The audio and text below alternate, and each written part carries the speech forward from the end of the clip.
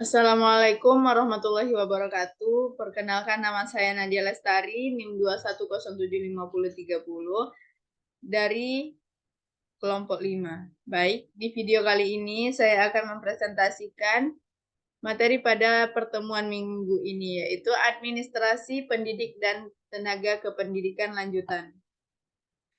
Nah, masuk kita kepada materi yaitu konsep dasar kinerja. Konsep kinerja pada dasarnya dapat dilihat dari dua segi, yaitu kinerja pegawai per individu dan kinerja organisasi. Kinerja adalah gambaran mengenai tingkat pencapaian pelaksanaan tugas dalam suatu organisasi, dalam upaya mewujudkan sasaran, tujuan, misi, dan visi organisasi. Pegawai adalah orang yang melakukan pekerjaan dengan mendapatkan imbalan, jasa berupa gaji, dan tunjangan dari pemerintah. Selanjutnya yaitu ada evaluasi kinerja PTK.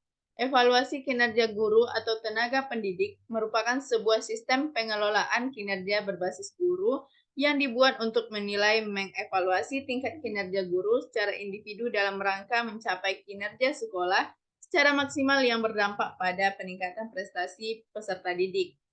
Selanjutnya yaitu ada tujuan pelaksanaan evaluasi kinerja guru atau tenaga pendidik lainnya, yaitu menentukan tingkat kompetensi seorang guru, yang kedua meningkatkan efisiensi dan efektivitas kinerja guru dan sekolah, yang ketiga yaitu menyajikan suatu landasan untuk pengambilan keputusan dalam mekanisme penetapan efektif atau kurang efektifnya kinerja guru.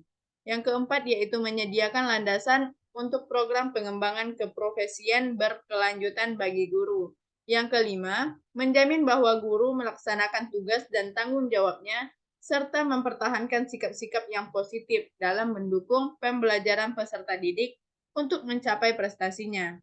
Yang keenam, yaitu menyediakan dasar dalam sistem peningkatan promosi dan karir guru serta bentuk penghargaan lainnya. Lanjut, ada yaitu syarat-syarat sistem evaluasi menurut Marmoa. Di sini, menurut Marmoa, syarat-syarat sistem evaluasi kinerja tenaga pendidik diperlukan untuk memperoleh hasil evaluasi yang benar dan tepat. Syarat-syarat tersebut yaitu antara lain, pertama ada valid. Valid yang disebutkan di sini yaitu aspek yang dinilai benar-benar mengukur komponen-komponen tugas tenaga pendidik dalam melaksanakan pembelajaran, pembimbingan, atau tugas lain yang relevan dengan fungsi sekolah. Yang kedua yaitu ada reliable. Reliable di sini yang yaitu tingkat kepercayaan tinggi bila proses yang dilakukan memberikan hasil yang sama untuk seorang tenaga pendidik yang dievaluasi kinerjanya oleh siapapun dan kapanpun. Yang ketiga yaitu ada praktis. Dapat dilakukan oleh siapapun dengan relatif mudah, dengan tingkat validitas dan realitas yang sama dalam suatu kondisi tanpa memerlukan persyaratan tambahan. Selanjutnya di sini yaitu ada prinsip-prinsip pelaksanaan evaluasi. Kinerja tenaga kependidikan digunakan agar hasil pelaksanaan dan evaluasi kinerja tenaga pendidik dapat bertanggung jawab ataupun dipertanggungjawabkan. Adapun prinsip-prinsipnya yaitu pertama, berdasarkan ketentuan. Evaluasi kinerja tenaga pendidik harus dilaksanakan sesuai dengan prosedur dan mengacu pada peraturan yang berlaku. Yang kedua, berdasarkan kinerja. Aspek yang dinilai dalam evaluasi kinerja tenaga pendidik adalah kinerja yang dapat diamati dan dipantau sesuai dengan tugas guru atau tenaga pendidik sehari-hari dalam melaksanakan kegiatan pembelajaran, pembimbingan, ataupun tugas tambahan yang relevan dengan fungsi sekolah atau madrasah. Yang ketiga yaitu berlandaskan dokumen PK guru, penilai, guru atau pendidik yang dinilai, dan unsur lain yang terlibat dalam proses evaluasi kinerja tenaga pendidik harus memahami semua dokumen yang terkait dengan sistem evaluasi kinerja tenaga pendidik, terutama yang berkaitan dengan pernyataan kompetensi dan indikator kinerjanya secara utuh.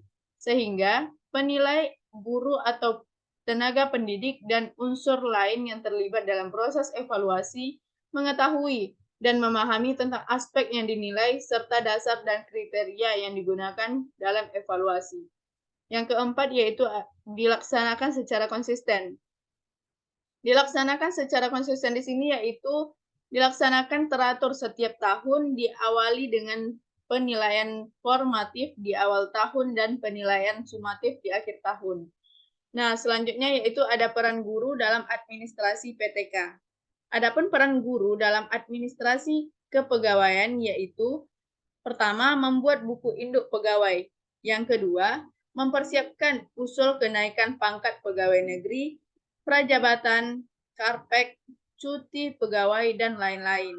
Yang ketiga, yaitu membuat inventarisasi semua file kepegawaian, baik kepala sekolah, guru, maupun tenaga tata administrasi.